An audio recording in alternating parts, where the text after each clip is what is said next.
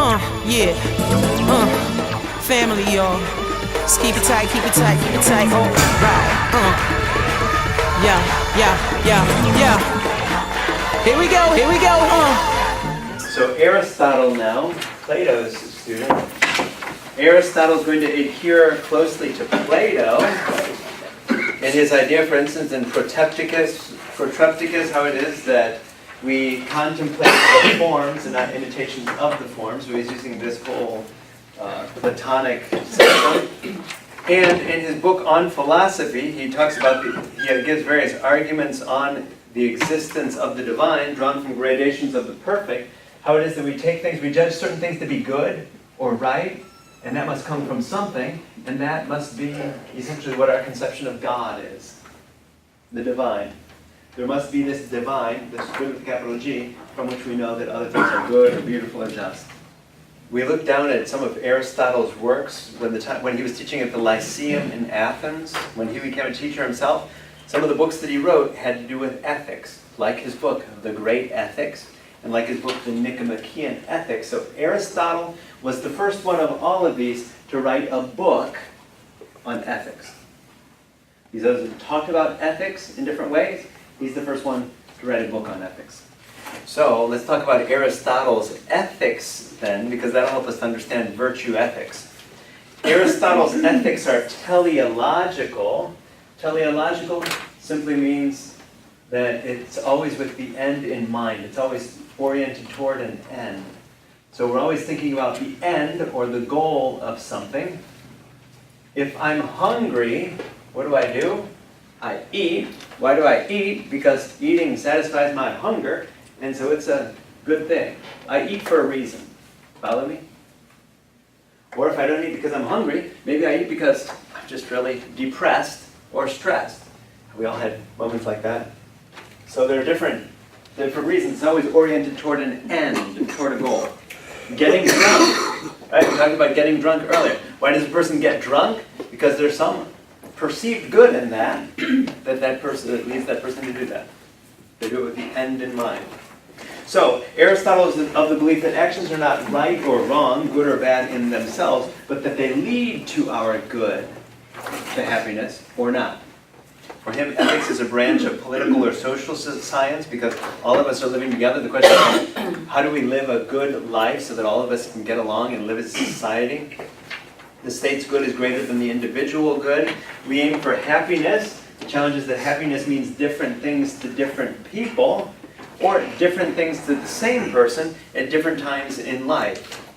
We talked about this before. When you're sick, what's the thing you want more than anything? To get well. When you're well, what's the thing you want more than anything? Well, depends. It could be money or love, be a relationship, whatever, right? Depending on where you're at in life, you want different things. So we asked back in our course in philosophy, and again, all this is a review of everything that we learned in ancient philosophy. Number 11 points out, or raises the question, which comes first? Does goodness come first, or do virtuous acts come first? Are you good, and because you're good, you do good things, or do you do good things, and that makes you good? Why does Deacon John do good things? Does he do good things because he's good? Or does he do good things, and so we judge him to be good? Which comes first, the chicken or the egg? The doing of good things or being a good person? Which comes first? He was of the mind that we learn to act virtuously as children before we learn what goodness is. So our parents cultivate various habits, they teach us various things, and so we do these habits. We learn these habits before we learn what good really means.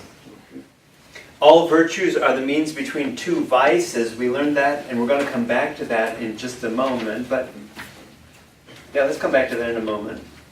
And Aristotle's analysis on the moral process, this is the last point of our review from ancient philosophy on the ethics. We actually talked about this in our course on ancient philosophy. Essentially, with this end in mind, what he saw the moral process is we desire an end, or a goal, whatever that end is, and then we simply figure out how to get there. And so if we see that B is a means to A, if B leads to A, then what are we going to do? We're going to do B. And if we know that C leads to B, in order to get to A, I'll do C in order to get to B to get to A. We do whatever we need to do to get to the end goal. The example used before of Les Miserables, of the man stealing to be able to eat bread, right? The goal is to survive. What did he do to be able to do that? He needed to eat in order to survive. What did he do to eat? He stole bread. We do what we need to do in order to achieve the end. In this case, survival. So all of that was a review. Now let's step back into Mitsoni's book now, because Mitsoni is going to take a look at it and refer to all of this as virtue ethics.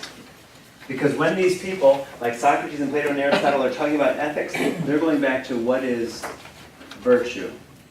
So the idea here, the fundamental the basic concept here is that certain virtues lead to happiness. So what are virtues? Virtues are these traits or characteristics that are good to have. So it's good to be courageous. Courage is a virtue. Kindness is a virtue. It's good to be kind. Follow me? It's good to have the virtues. Vices, what's the opposite of virtue? The opposite of virtue is vice. Are vices good? So vices are bad. Don't want vices. Want the virtues, don't want the vices. Is courage good or bad? Courage is good. So courage is a virtue. Foolhardiness, to just rush into things without considering the dangers, ooh, that would be bad. Okay? So Aristotle's view is going to be that the virtue lies between two vices. If you go too far in one direction, it's bad. If you go too far in the other direction, it's bad. So with every virtue is between one vice and another vice. Let's use the example of courage. Okay? First of all, Aristotle grounds all of this in human emotions. What is the emotion that comes with courage? It's the emotion is fear. Have you ever felt afraid of something before? That's essentially what courage is, right? Courage is overcoming your fear. So every virtue has to deal with some emotion. So here, the emotion is fear. The virtue then is courage. Courage is being able to overcome fear. If we go to one side, what would we call it if we just let our fears overcome us and we don't have courage? That would be cowardice. Okay? Cowardice, being afraid. So on the one hand is cowardice, being afraid. On the other hand is foolhardiness, which simply means that we don't even think about the dangers. We just rush into things, right? The house is on fire and I don't even think about how dangerous it is. I just run into the house. Courage, said Aristotle, lies between the two. Between cowardice, one extreme, foolhardiness, the other extreme. That virtue always lies between the two. So Aristotle, interestingly, begins his book on the Ethics, written in 337 BC, talking not about virtue, but actually starts talking about human nature first. What are human beings? Because we're going to talk about that first, and then this discussion on virtue and ethics is going to come out of that. He says that all human beings seek what? In the end, all of us seek happiness. Think about it for a moment. Any decision that you made today, it ultimately is leading toward what you believe happiness to be. It gets you one step closer to what you believe happiness is. The happy life consists in developing virtues, because virtues lead to happiness for us. Being good, being kind, being courageous, being just, being loving, whatever virtue you want to insert into that sentence. You believe that makes you and or others happy, so you do it. Are we born with virtues? Going back to that conversation, are we born virtuous people? We learn all these things from other people. So all the virtues and vices in life, got news for you, you're not born with them. You're not born a good person. Not born a kind and loving person. You're born a baby. And different people teach you how to respond to various situations. Right? To go the other way. Yeah, you learn various habits. Beginning at an extremely young age, right? So humans aren't born with virtues. Instead, they develop these virtues or vices through habit, simply by doing the same thing over and over. As a baby, I had this habit of crying because I figured this game out. If I cried, then I got fed or they changed my diaper. You follow me? We develop certain habits, certain things that you do over and over again, because ultimately they lead to one's happiness. Right? I cried, it led to by being satisfied in whatever way. So we develop these habits, these repeated actions that we do over and over and over again. Challenge is that some of those habits can be good and some of them can be bad. Right? Take the example of crying. I cried for a while until my parents tried to get it through to me that crying was not good. I wasn't going to be able to cry for everything I wanted throughout life. Follow me? So good habits or virtues contribute to our growth, and they develop over time to take practice to master. Mitsoni says that it's sort of like learning to play a musical instrument or learning to drive. We know what it's like to learn to drive.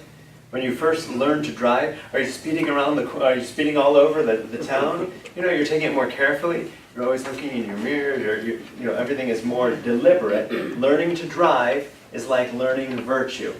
Virtue takes practice. It takes doing good things, and these habits develop.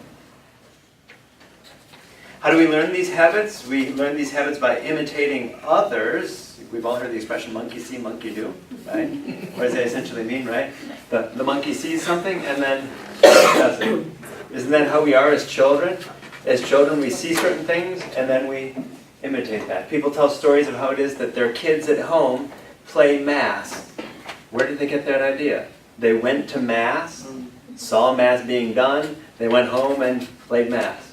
Or whatever it is that they play, right? If they're playing teacher in classroom, playing doctor, playing whatever they're playing, they saw that somewhere and now they're imitating that. Humans are social animals, which simply means that all these virtues and vices, we learn them from someone.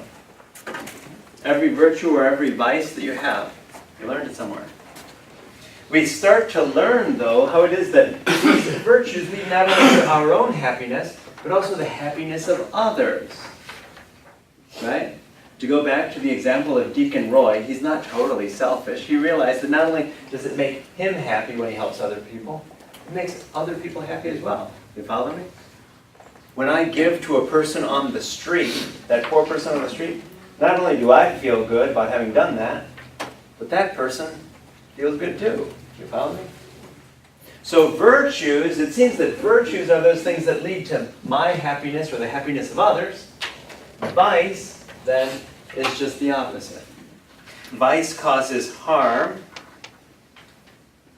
to me and or to others, or to our relationship. And it's interesting because we can model virtue, but we can also model vice, those things that harm other people, right? Some people model things to us, harm other people. We see that example and we find ourselves acting like those people. For Aristotle, then, we're all rational creatures. We're all rational human beings. And so if we're all rational, then we're all trying to seek happiness in our lives. And so there should be certain things that are good for everyone or that are right for everyone. So they are going to be universalists in that respect, and that there should be things that we can identify as being virtues for everyone. Let's go back to this whole concept of the virtue being in the middle of two vices. For Aristotle, we often refer to it as the golden mean. The mean is simply the middle part. So this is the mean between two vices, between two extremes. If you go too far in one extreme, that's a vice. If you go too far in the other extreme, it's a vice. The challenge then is being in the center with all those virtues. The virtue always comes in the middle of two vices. You have to maintain a balance between those two vices. If you swing too much in the direction of cowardice, that's not a virtue. If you swing too far in the direction the other way, foolhardiness, that's not a virtue. The virtue is the balance in the middle. So, for Aristotle, everything begins with the feelings, which is why we started with the feeling of fear in this thing. As human beings, as rational people, we can't deny our feelings, right? We all have certain feelings. Fear, anger, happiness, love, sadness. We all have feelings. The challenge is to control them. As human beings, we're able to control our feelings. We either control them well or we control them poorly. If we control them well, that's virtue. If we don't control them well, that's vice. Right? If we have fear and don't control it, if we control it, it's virtue. I'm courageous. If I'm not able to control my fear, then either I'm a coward or I'm foolhardy. So what's the challenge then? Controlling our feelings. Think about the example of anger now. Anger is an emotion. So the next time you feel angry, the question is, do you swing, are you angry in a virtuous way? Do you take that anger, that feeling, and is it virtuous? Or do you swing too far toward one direction or the other in terms of it being a vice? Or as Mitsoni asks, do you feel anger at the right times, about the right things, toward the right people, for the right end, and in the right way? Ooh, how's that for a question after you're thinking about the next time that you're angry? If so, then maybe it's not a terrible thing. Think of the example of Jesus becoming angry. We all remember that story? Jesus gets angry at the money changers in the temple. He gets angry. Is that a bad thing? Well, it depends. What he experienced was a human emotion, a human feeling. It seems that what he did with that could have been virtuous, could have been good, could be judged as good. But when we feel that, do we swing to one extreme or the other? One extreme would be blowing up and being overly angry. Follow me? What's the other extreme when you're angry? The other extreme, there's some of us who's sort of like, I'm not going to express my anger. Ooh, wait a minute. Why is that not good? We all know what happened. Be healthy. There you go. So anger then is between the two of those. How do I maintain the balance between not overreacting and exploding and not holding it all inside, because we know that that's going to pop up in all sorts of microaggressions in that relationship in other In ways. a very bad way. So how do we maintain the balance? How do I appropriately handle that emotion, control that emotion in that situation? Punch the pillow. Being, as it says here, feeling anger at the right times about the right things toward the right people for the right end and in the right way. That's a tall order. That would be virtue, according to Aristotle, if we were able to find that. Because if we swing too far in either direction, then that's not virtue. That's a lot to ask. It's a lot of consciousness and awareness, right? Self-awareness. All virtues are means between two vices. That's essentially what Aristotle's theory is. That every single virtue is good because it comes from a feeling and it leads us to this balance between two things that we couldn't be between. So that courage is the mean or the balance between being foolhardy and being cautious or cowardly. But you know, Father, that you say mean and mean. I think in the math part is like the average, isn't it? Average? I'm not so sure average. When you say balance, yeah, I'll accept balance. Yeah. I'm all for balance. There you go. But average as a virtue, There you go. then you're talking about a judgment Yeah. of societal norms. Which is why I prefer to say balance. Balance, think about the English word balance. The English word balance comes from a Greek root. Balance, the Greek word bis, lanx. What does that mean? Bis means two. How many wheels does a bicycle have? Two. Lanx means a bowl or a plate. Two bowls. Balance means two bowls. Do you remember back to 8th grade science? Justice. What is the balance or the scales Scale of in Lady Justice? What is she holding? It's a balance, which simply means what? Right? In anything in life, we have to have a balance. We talk about a work-life balance. If I'm so focused on work that all I think about all day and night is work, work, work, what does that mean for relationships and other parts of life? I'm neglecting it. There's no balance. Right. What if I don't work? I decide, you know what, I'm going to quit my job tomorrow and just have fun. That's not balance either. Follow me?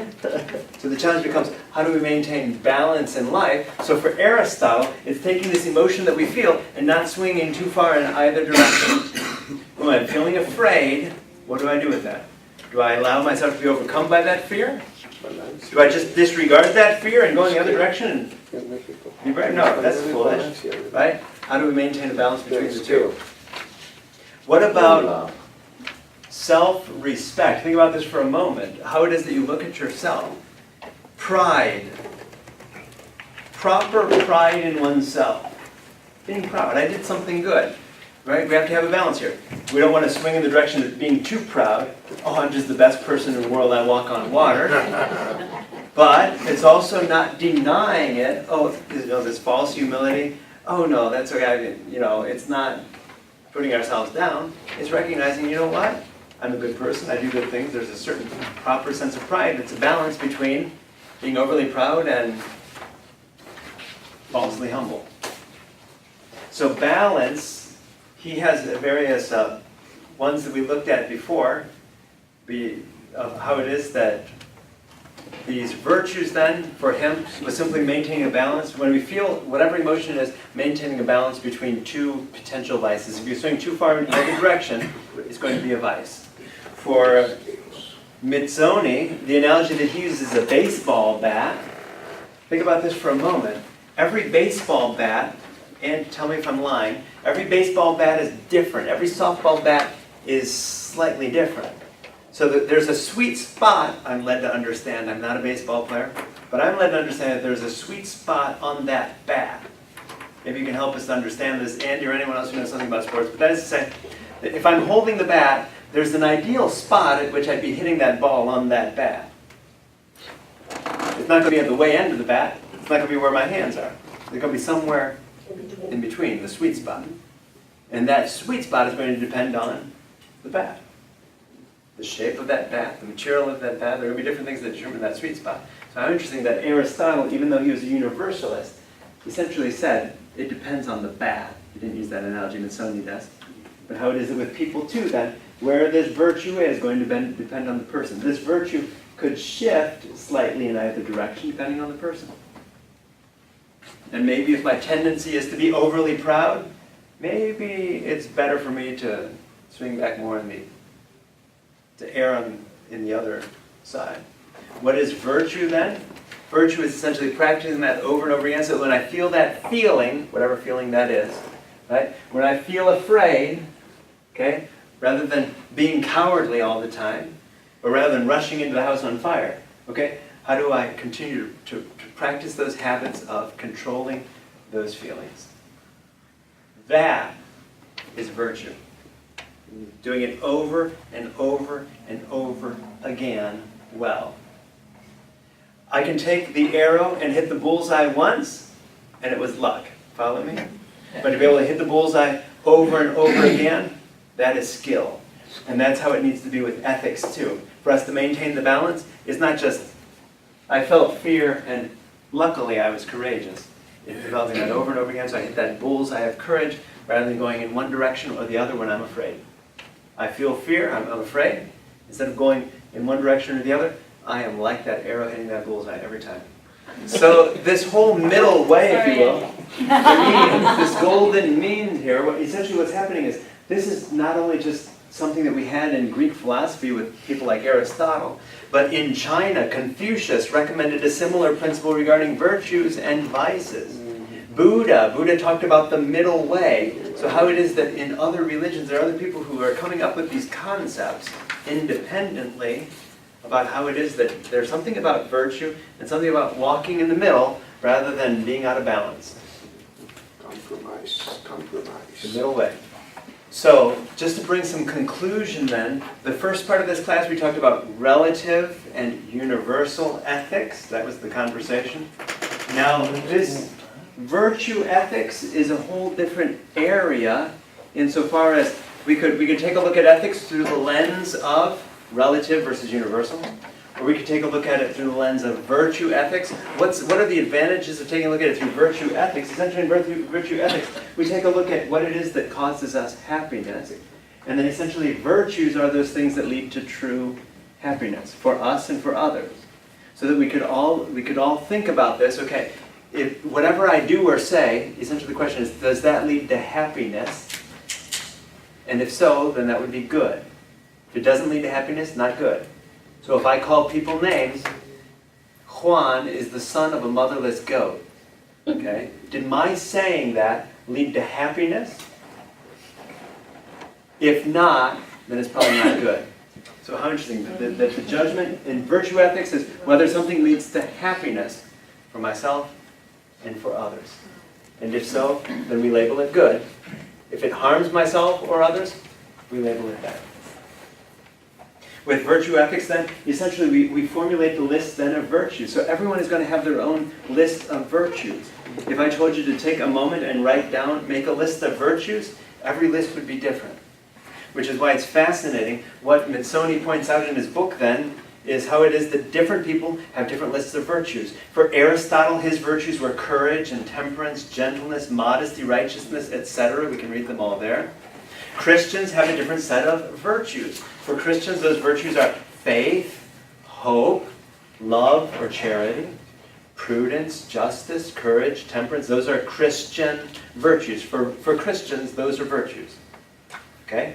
What about Benjamin Franklin? Have you heard stories of Benjamin Franklin? Every week, he worked on a different virtue. Imagine that for homework. Every week, he decided, okay, at the beginning of the week, what virtue am I going to cultivate this week? I got it. This week I'm going to work on being on time.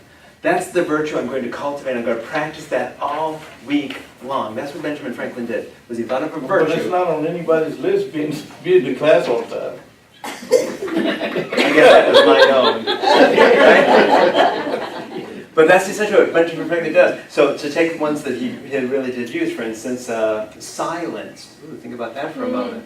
Makes you wonder what Benjamin Franklin was like. That he said to himself, the virtue I'm going to cultivate this week is silence. This week I'm going to be more silent. For him, that was a good thing. That was a virtue for him. A trait that he wanted to develop. So that 1 week at a time he would focus on various traits. Order, frugality. I'm silent when I eat. Cleanliness, chastity, humility. It just makes you think. Benjamin Franklin thought these were important. He was going to cultivate these traits 1 week at a time. He took 1 week to focus on a trait. And then when next week comes, okay, I'll focus on another one. The Boy Scouts, have you heard Boy Scouts? They have their Boy Scout law. A scout is trustworthy, loyal, hopeful, friendly, courteous, kind, obedient, cheerful, thrifty, brave, clean, and reverent. What are those? Those are the virtues that they try to espouse. Can you tell I was a Boy Scout? Yes. So, essentially what happens is different people have different lists of virtues, and that's what's great about virtue ethics, is that we can come up with a list and say, these are the virtues that we want to live. At Holy Family American Catholic Church, we said that we are a welcoming and inclusive Catholic community. Those are virtues for us. It's a virtue. It's a good thing to be welcoming. We know that there are other churches who exclude. No. We're welcoming and inclusive. We're not exclusive. We believe that it's a virtue to include and welcome others.